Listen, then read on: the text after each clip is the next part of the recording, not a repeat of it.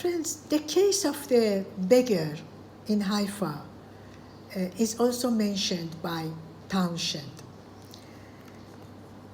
There was a beggar in Haifa in those days who used to come along with the others to take coins from Abdu'l-Baha's hands on every Friday.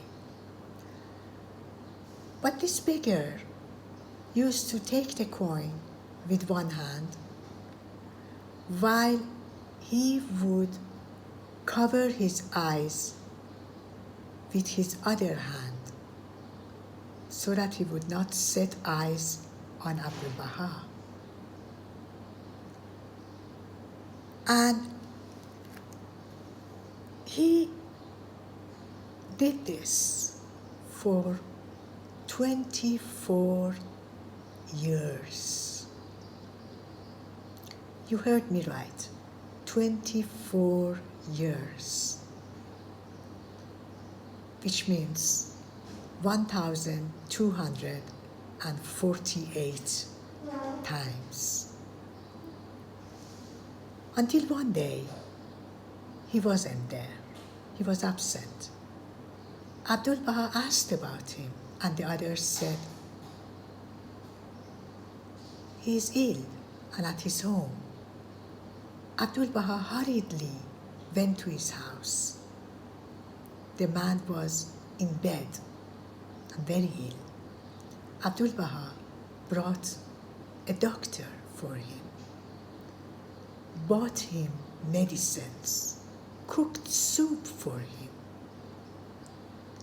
fed him, cleaned him up, and cared for him with utmost kindliness.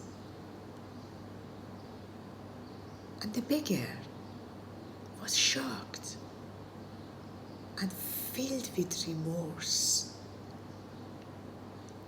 He had no words. He didn't know what to say until he finally said, Abdu'l-Baha, for 24 years I have shown you hatred, and for 24 years you have shown me love. How can you forgive me?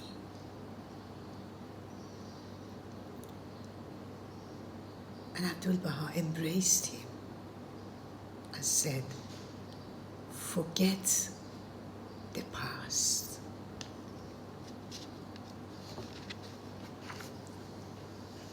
Friends, in one of his writings, Townshend stated that Abdu'l-Baha seemed to be living in the worlds of the spirit, in the realms of the divine world, not on this earth. He walked on the earthly plane, but it seemed he wasn't really here. The quality of his kindness was so rare and unworldly that it baffled the mind.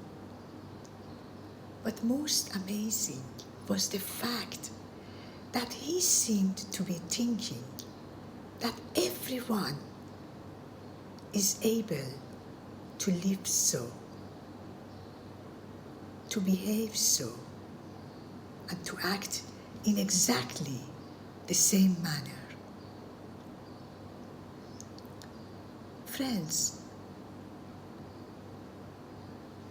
it is then possible to do so, since Abdu'l-Baha taught so. And Baha'u'llah instructed us to follow the example of Abdu'l-Baha. It is not utopian or surreal. If it were, Abdu'l-Baha would not have said, look at me, follow me, be as I am, Abdu'l-Baha.